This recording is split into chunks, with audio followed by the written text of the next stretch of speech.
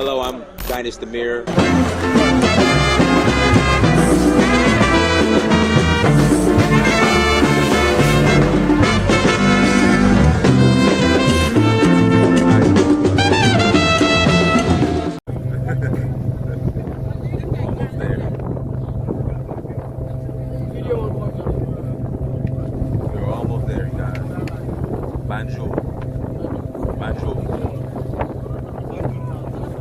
This boat. Lord save me.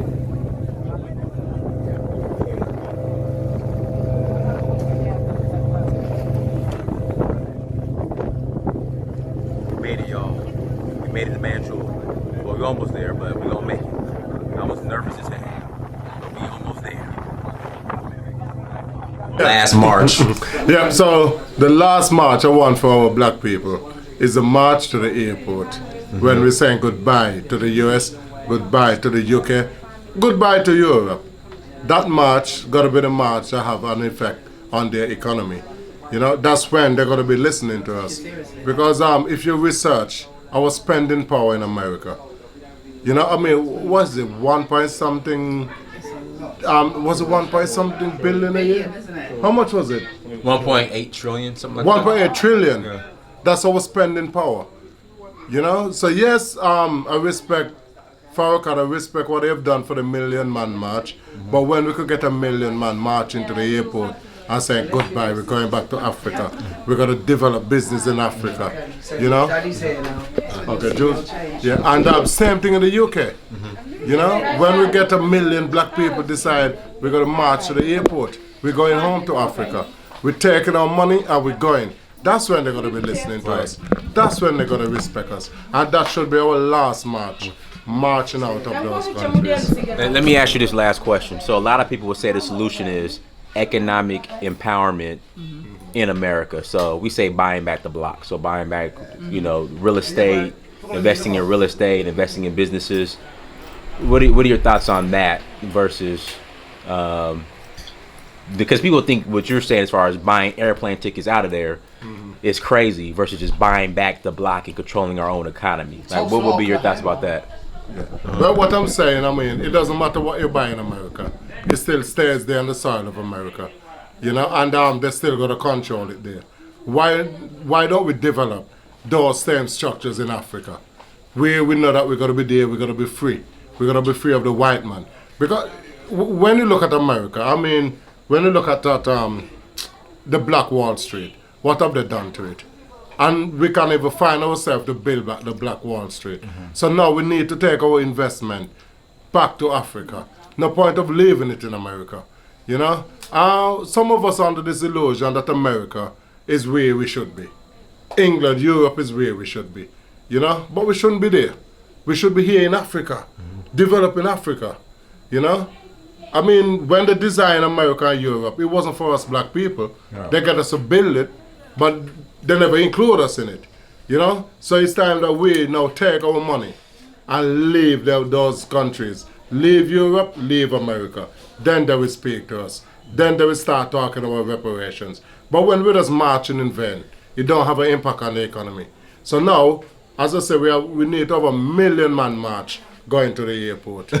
Yeah? That's what we need to do. Yeah. Where we're taking our money, taking our resources, and we're going. Imagine if Tyler Perry had built that studio in Africa. Because it doesn't matter where you live now in the world. The internet connects you everywhere. Right. So you could build a studio anywhere in the world and have the same impact. You know, so imagine if that was built in Africa. Leaving it in America only going to keep the America enriched. You know, we need to take it to Africa. As Akon was saying, he made more money in Africa than what he made in America. Right. You know? So right now the internet link the world and make it one. So it's time we take our investment out of America, which is, what is it, 1.8 trillion. Imagine that spending power coming out of their economy. Because let's face it, we are the ones that our money don't circulate in our community, even for our. Everyone has to take about 10 times before it come out. But for us, maybe once. Straight in, straight out. And not even once. Only time it circulates is the barbershop, consistently. Yes. That's it. Yeah? All right. We haven't done this, so we've been here since we lived here. We haven't been for.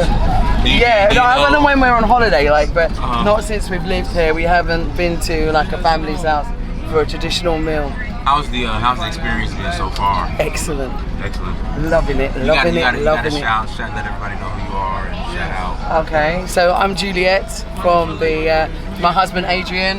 Yes, I'm Adrian from Blaxit, you know. Blaxit. Yeah, we're all from Blaxit. Yeah, from Blaxit. Yeah, we're all about the repatriation back home to the motherland. We're living in Gambia. This is Amma. She just Blaxit as well. So she's come here to live. We've come here to live permanently. Enjoying life here, actually. These are our children. Hello, children. That's Caffrey and Kimara. Say hi. So yeah, we're big fans of yours. Thank you. We've been following you for years, and in fact, you inspired us. And hang on, turn around. Hey, McKinnon, turn around. Say hi. Say hello to everybody. Say hello. Greetings. Yeah. So McKinnon's also a fan. And he's the cameraman and the video editor, like this. Okay, so the cameraman too. Yeah, and the video editor. Okay, man of many hats. yeah. That's So the shop there. that's our shop there. Oh, that's your shop. Oh, okay. Yeah. We got when we come back. Oh, you got ice cream too. Yeah. Okay, yeah. When we come back, we definitely Yeah, gotta we take make a look at the shop. I make homemade ice cream. My brother and I. Oh man, I gotta have a homemade ice cream. Yeah, I gotta have a homemade ice cream. You definitely will. Oh my goodness. So yeah, so we basically got fed up Right. of living in England. Our children suffered terribly from racism. We suffered terribly from racism. It became a really high-profile story in the media, and as such, we became targeted. So we realised that life just wasn't good for us there. As black people, life was getting worse, and with the Brexit, we realised it was time to Blaxit. Okay. So yeah, the Blaxit was our re-entry back home to Africa, and to be honest with you, it's the best decision I've ever made in my life. The best decision I've ever made in my life. I'm more happy. Well, I'm not even more happy. I am ecstatically happy. Being around your own people, smell that food, smell that. Oh yeah. I Being around your own people and living a genuine life, because it's genuine. You're not living like, I think Joe said, it's a double consciousness. Right. Yeah, we're not living a double consciousness anymore. We're living a single consciousness. I know exactly the feeling. I know the feeling. Like for me, when I was in corporate America, it was just a realization that I know you're talking about like you're black, but you're like in white corporate America. Yes. And you're just I know exactly what you're talking about double consciousness. Yeah. I got the same feeling. Because like Because you're trying to keep this black African identity, but you're in white corporate America. Exactly. And, you have one face in corporate America, then you have another the other face one when you go home. Yeah. You know, and then you go home and it's like, damn, I'm making it in corporate America. Why can't I just be myself? Yeah. You know what is funny? I know exactly what you're talking about. Yeah, even Wodo Meyer, because I was talking to Wodo Meyer about you, Uh-huh. and we were talking, he's also a big fan of yours as well. Uh-huh. I think we all are, but you know, and you've inspired all of us really on our journeys, you know? Uh-huh. You showed us it's possible Right. to come, even, you know what I mean? To come, because remember, we have fears. Right. And these fears are instinctive and they're built over time. When you live in the West, all they do is they show you. Can you turn the radio down a little bit for me, Lamin, please? Yeah. Lamin, can you turn the radio down for me, please? Thanks. What they do is they instinctively build up, if you like, layers and layers and layers of fears and a lot of insecurities. And part of that insecurity is even to your own people. Right. So when you see the vision of Africans or Africa, you don't see yourself. Right. You don't see a reflection of yourself. You see other than self. And so that's what happened to us. Yeah. All right. Don't take all the money out the bank. Don't take all the money out the bank. Yeah. I said don't take all the money. Oh, okay. Save some money for us. Save some money for us. But she told the truth. She was entitled to tell the truth. They were talking about the AU. Yeah, it's our story, and we should be telling that story. So we have to be careful about what we grab onto and run with, and whether it's good for us or not. And the debate is still open about democracy and what it really means and what impact that might have on us. We are sovereign people, we are free people, we have our own system, we've always had our own systems. And when you look at the West, really their systems are just emulating what we have had beforehand, but they've bastardized it. And you know, when we talk about corruption in Africa, yes, there is some, but where did they learn it from? Right. Who's pulling the strings? Yeah, who's giving the sweeteners? It's no different to, you know, how we became enslaved hundreds of years ago. So Gambia is an excellent choice. It's really good for our people in terms of navigating, as I said. It's really good in terms of the stress we're coming from to come to a less stress-free place. You can work here, you can live here. You know, when you're in the UK, you work to pay bills. And same thing in America. Yeah. So, you know, at the end of the month, you There's look no at what's difference. left in your hands. There's nothing left. Nothing. And you think, well, why did I work all month? You know, everything is tax, tax, tax. When I was telling somebody we even pay tax to watch the TV, they couldn't believe it. Yeah, it's true. Now, And on the phone. in Your Africa, phone, tax everything, yeah. you can have less than 10 bills a month. Less than 10 bills a month. You know, you can have, the creator's given us some. You can have your solar, so you don't have to pay for electricity. You can have your water under the ground. You can have fresh water, the borehole. So there's no water, there's no electricity bills if you choose to live that way. Yeah, you can build your house mortgage free. In the UK, you know, you've got this noose around your neck for 25, 30, 40 years. They're now talking about a 100-year mortgage. You have a 40-year mortgage in the UK? You can. They're now talking about passing your mortgage on to your children. So now it's even becoming generational. So you see, Are you serious? there's no life. Generational debt. Yeah. Whereas here, what I like about here, what you have in your purse is what you spend. There's no debit card, there's no credit card, there's no debt. If I have it today, I'll spend it. If I don't have it, doesn't matter. Yeah, I like that. I can go and buy fresh fruits and vegetables. Fresh for cheap. Fresh for cheap. Yeah. And you know, as a vegan, that's my main diet, so I rely on that. So it's a really good choice. It's an easy choice. There are other developed African nations which are probably not as cheap as Gambia. Remember, Gambia is probably about 50 years behind. Gambia is very inexpensive. Yeah, it's economical. It is getting expensive compared to years ago. If you came here 10 years ago, it was even cheaper. But like everything, you know, Inflation. it goes up. Yeah, inflation. But still, the inflation is nothing like the West, where you know you might pay £20 for something one year, the next year it's £50. Right. And there's no explanation. It's just the way it is, and you've got to pay it. Right. You've got to pay it. But yeah, so for me here, as an older person, if I was in the UK, I would be struggling. I would have to work 40 hours a week just to 40? make 60. Now you're talking. I was doing 3 jobs. Right. Well, I was quite fortunate. I only had to work lucky. one job, and that was sufficient. But Well, you know, my one job, it was still 50, 55. I had bonus, so. no, well, we have working time directive. Unless you opt out, like if you're a doctor or maybe an oil rig worker or whatever, you can opt out of that because you might have to work more hours. But the majority of people work 35 to 40 hours, and that's regulated. Because otherwise there's no work-life balance. So as I said, as an older person, you know, there comes a time where you don't want to be working all week. You want to have some enjoyment. Now they're talking about working till, I think it's 75. You know, that's no life. So that means you start working at, say, 16, maybe 21 if you've left university, and then you work till 75. Where is your rest period?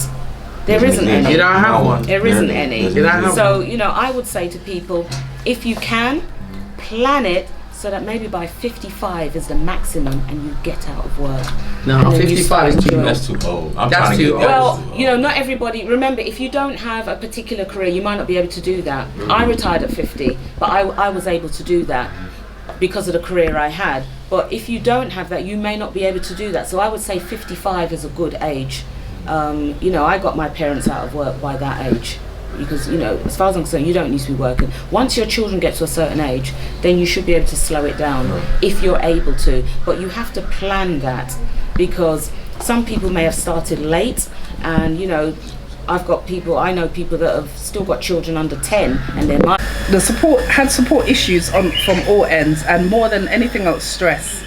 So I ended up closing that in July, and I thought, right, well, that's it. I've had enough. I'm going. We go over the cake business here. Yeah, I plan to do it here. Yeah, I plan to, because my original plan was to open it here, but I thought, okay, well, since I'm going to be here for maybe at least a year while the baby grows and, you know, becomes a little bit stronger. He had some health issues when he was about 2 weeks old. So I thought I would stay, and then if anything, if it doesn't work, I'll come to the Gambia. So when it didn't work, I just thought, well, my ancestors are saying to me it's time to leave now. So I closed the business, and then I started to pack my things up. And, you know, my daughter had been homeschooled for the last 2 years, because I didn't like what I was hearing about the schooling system, and I could see what was coming, and I don't agree with what a lot of the policies, a lot of the behaviors, a lot of the culture. So that's one of the main reasons why I took her out of school, and I said, we're going back to Africa because this is where we come from, this is where we should be building, and I would rather take my money and come here and invest it rather than sit there, struggle, not really having much of a life because the weather's not great. Everything is so expensive, so to go out and have a really good day, you're spending a lot of money, right? You know. So I said to my daughter, you know, the beach is free, we can walk about, your fruits are cheap, you know, it's a better life, it's a much better life. So that was my main reason for coming back, as well as wanting to connect with the locals, to educate the youth who can hopefully educate the elders, because there are a lot of them that, you know, don't speak any English, so they speak the traditional language. So if we can educate youth on race pride, African pride, important. our spirituality, that's another reason why I came back here. I love the idea of meeting people who are non-religious, and actually meeting people who actually practice African spirituality.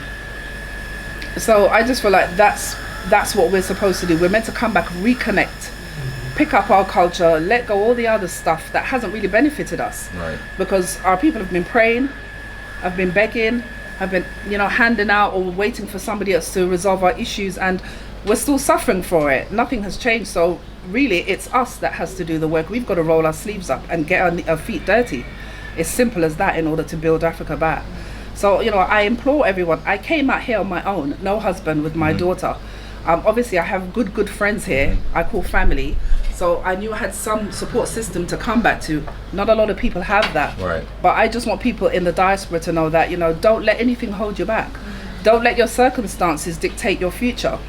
You know, come back, save your money, get rid of the things that are really not necessary in your life, because we have attachments to things. Yeah. And these things Struggle are not with it. really beneficial, you know. So get rid of those. Yeah, it just holds you back. Get rid of those things and come and visit Africa. Instead of going to Spain, instead of going to Dubai, come to Africa, come to Black Africa, come and reconnect with your people, come and see for yourself. Forget what the media's doing, because all they're doing is showing the negatives, but they won't show you the negatives of the countries that you're residing in. No. Come and see for yourself. Yeah. And the thing is, they're showing the negatives. This is Seth. This is my brother. Hey, Seth. And he came when we were coming, and we said to him, do you want to stay in England, or do you want to come back to Africa with us? And he made his own choice for his own reasons too, and he has his own voice. You go ahead, bro. Well, I came here. Speak up, Shakina. I find this a wonderful place. It's beautiful. Yeah. I'm more independent here. Travel a lot more.